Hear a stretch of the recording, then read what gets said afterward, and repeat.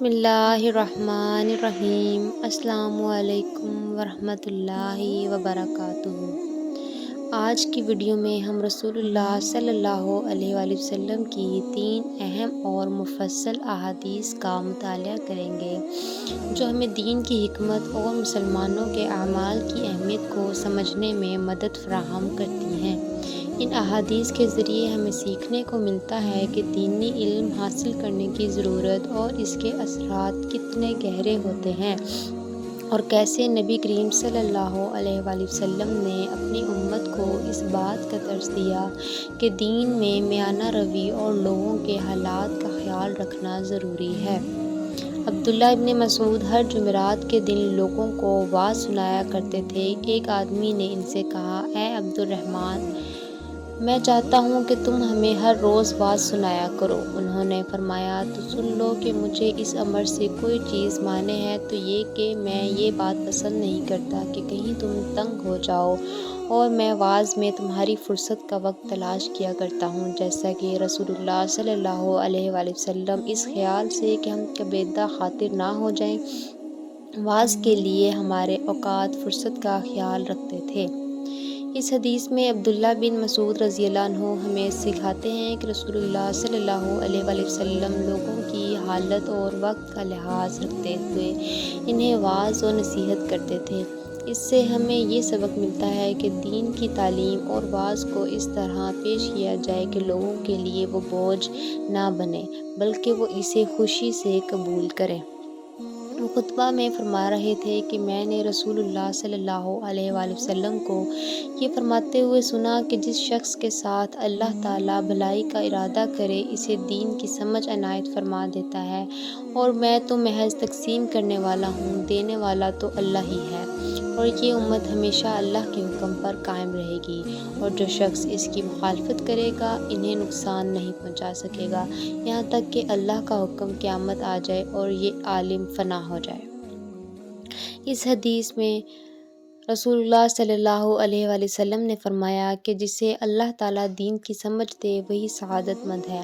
دین کا علم اور سمجھنا ایک عظیم نعمت ہے جو ہمیں اللہ کی طرف سے عطا کی جاتی ہے، اور یہ امت ہمیشہ دین کے احکامات پر قائم رہے گی۔ اسی طرح ایک اور حدیث میں عبداللہ بن عمر رضی اللہ عنہما کے ساتھ مدینے تک رہا۔ میں نے اس ایک حدیث کے سوا ان سے رسول اللہ صلی اللہ علیہ وآلہ وسلم کی کوئی اور حدیث نہیں سنی۔ وہ کہتے تھے کہ ہم رسول اللہ صلی اللہ علیہ وآلہ وسلم کی خدمت میں حاضر تھے کہ آپ صلی اللہ علیہ وآلہ وسلم کے پاس کھجور کا ایک گھاپا لایا گیا۔ اسے دیکھ کر آپ نے فرمایا کہ درختوں میں ایک ایسا درخت ہے، اس کی مثال مسلمان کی طرح ہے۔ ابن عمر رضی اللہ عنہما کہتے ہیں کہ یہ سن کر میں نے ارادہ کیا کہ عرض کروں کہ وہ درخت کھجور کا ہے، مگر چونکہ میں سب سے چھوٹا تھا اس لیے خاموش رہا۔ پھر رسول اللہ صلی اللہ علیہ وآلہ وسلم نے خود کھجور کے درخت کا نام لیا۔ اس حدیث میں رسول اللہ صلی اللہ علیہ وآلہ وسلم نے مسلمانوں کی مثال کھجور کے درخت سے دی جو ہمیشہ اپنی جڑوں سے منسلک رہتا ہے اور فائدہ دیتا ہے۔ یہ درخت ایک مسلمان کی طرح ہے جو ہمیشہ اپنے دین کے ساتھ مضبوطی سے جڑا رہتا ہے اور دوسروں کے لیے فائدہ مند ثابت ہوتا ہے۔ آج کی ویڈیو میں ہم نے رسول اللہ صلی اللہ علیہ وآلہ وسلم کی 3 اہم احادیث کا مطالعہ کیا جن سے ہمیں دین کی اہمیت، اس کی سمجھ بوجھ اور مسلمانوں کے کردار کی حقیقی معنویت کے بارے میں سمجھ آتی ہے۔ پہلی حدیث میں عبداللہ بن مسعود رضی اللہ عنہ نے فرمایا کہ نبی کریم صلی اللہ علیہ وآلہ وسلم لوگوں کو وعظ دینے کے لیے وقت کا خیال رکھتے تھے تاکہ وہ اپنی تعلیمات کو بوجھ نہ سمجھیں بلکہ دل سے قبول کریں۔ یہ بات ہمیں سکھاتی ہے کہ دینی تعلیمات کو ایسے طریقے سے پیش کرنا چاہیے کہ لوگوں کو اس سے نفع پہنچے اور انہیں دین کی طرف مائل کیا جا سکے۔ دوسری حدیث میں نبی کریم صلی اللہ علیہ وآلہ وسلم نے فرمایا کہ جسے اللہ تعالیٰ دین کی سمجھ عطا کرے وہی حقیقی کامیابی حاصل کرتا ہے۔ یہ ہمیں یاد دلاتی ہے کہ دین کا علم اللہ کی طرف سے ایک بڑی نعمت ہے، اور اس کی صحیح سمجھ اور عمل سے ہی ہم اپنی زندگی کو بہتر بنا سکتے ہیں۔ تیسری حدیث میں نبی کریم صلی اللہ علیہ وآلہ وسلم نے مسلمانوں کی مثال کھجور کے درخت سے دی، جو کہ ہمیشہ اپنی جڑوں سے جڑا رہتا ہے اور فائدہ دیتا ہے۔ اسی طرح ایک مسلمان کو چاہیے کہ وہ دین کے ساتھ مضبوطی سے جڑا رہے اور دوسروں کے لیے فائدہ مند ثابت ہو۔ تو یہ تھی آج کی احادیث۔